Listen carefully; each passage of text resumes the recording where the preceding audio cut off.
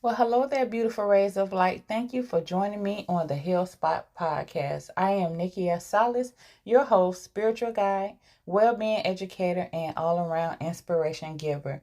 This is about promoting healing. We want to promote healing so we can live better. When we are doing better, we are able to enjoy our lives. And how do we do this? We do this by positively affecting the different aspects of the self, whether that be mentally, physically, emotionally, and the spirit. The spirit loves that. It goes along for the ride. So make sure you subscribe so you can be notified of upcoming videos and life teachings. Thank you for joining me. Peace and blessings. So are you ready for a soft life?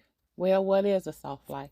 I believe a soft life can be defined in so many different ways, and you get to define it in your own special way. Whatever that is best for your soul is what I love to say. I know for me, I define having or being in a soft life is allowing myself to show more love, more care, whether it be in my walking, which I love to do, my dancing, which I love to do, writing, reading, meeting new people, traveling, meditating, sitting in silence, praying, so many different things for me. Just practicing this, being of this more, which is things that I love to do. For me, that is a soft life. And I say that because much of my life I was not doing these things. I was not doing the things that I love to do, which means I wasn't really caring for myself.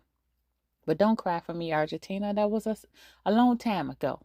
I've learned better and I'm doing better now, and I'm so grateful to do so and tell you or teach you about doing what's great for your soul as well, or inspiring you to do what's great for your soul. See, in much of my life, I was in survival mode. And yes, that is a difference. There is a difference in surviving and living. Surviving is just trying to keep your head above water, as they sung in the show Good Time many years ago.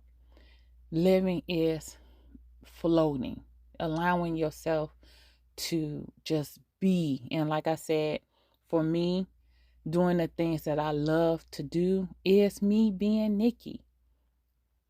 So much of my life, if you have listened to some other podcasts or videos of mine, I share of different things I went through.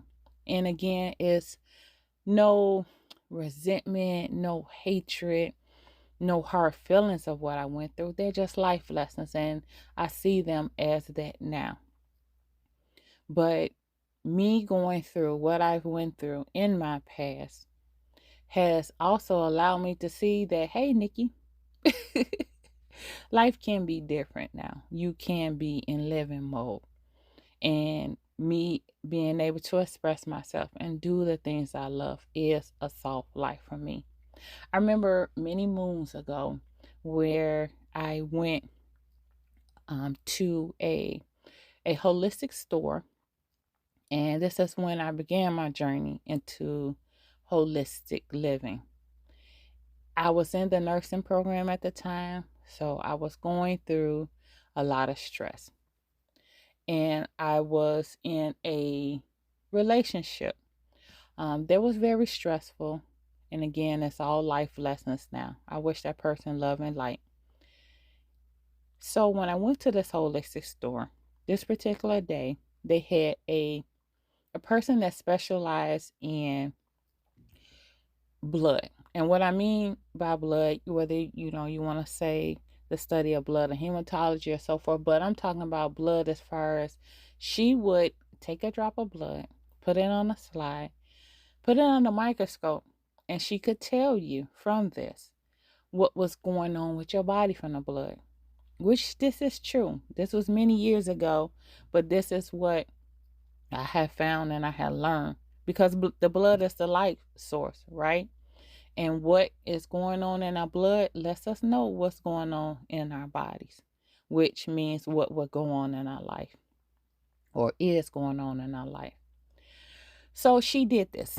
She took a drop of blood from me and And she just paused for a while. And I was like, okay. I'm looking at her face and I'm like, is everything okay? What's going on? She told me of the different vitamins that I needed and or I was deficient of. And she also told me or asked me, she's like, you must be very stressed out. And she kind of looked in, she was talking to me in a very, like, very soft, caring way, which I appreciate.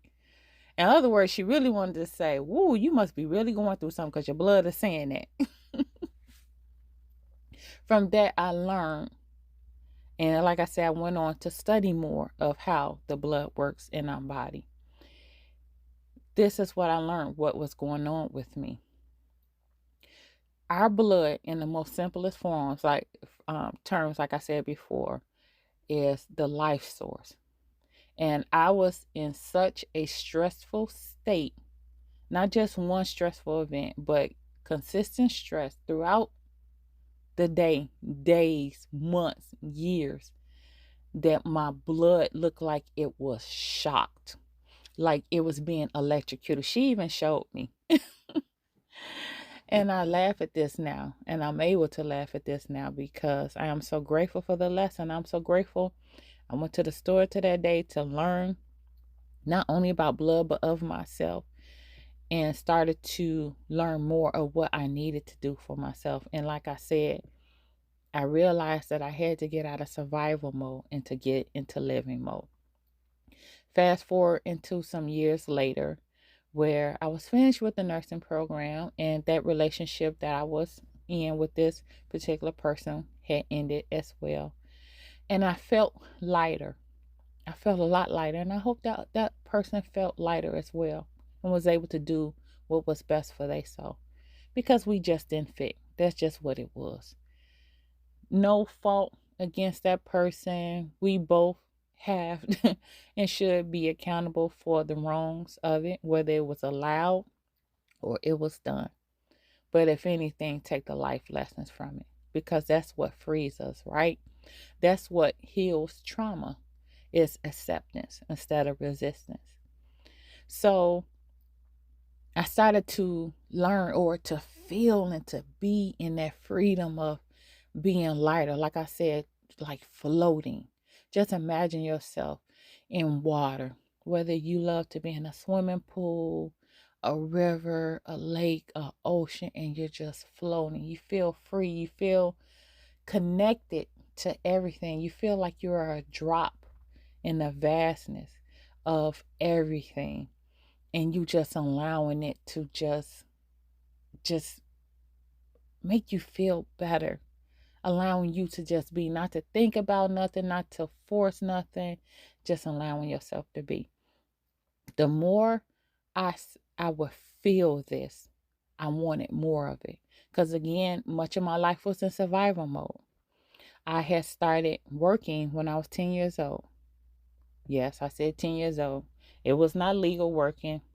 And back then, I was in the mind of, hey, if I want something, then I have to go figure out a way to get it. And I grew up in a different time with a different generation that was raising me. So instead of me keep asking them for money, I created a babysitting service. Yes, you're correct. There's no way that I should have been babysitting other people. Sure, you're 10 years old and I was a child myself. But hey, it worked out fine. And I'm grateful for the opportunity because it taught me a lot. And then from that, I would just keep, working. And yes, had different businesses that I created early on. Many jobs, and more jobs than businesses.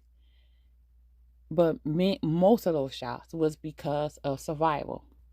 Because I had my children, had taken on bills, whether it be paying for household needs and so forth. And I was just in this constant motion of just making sure that these things were done.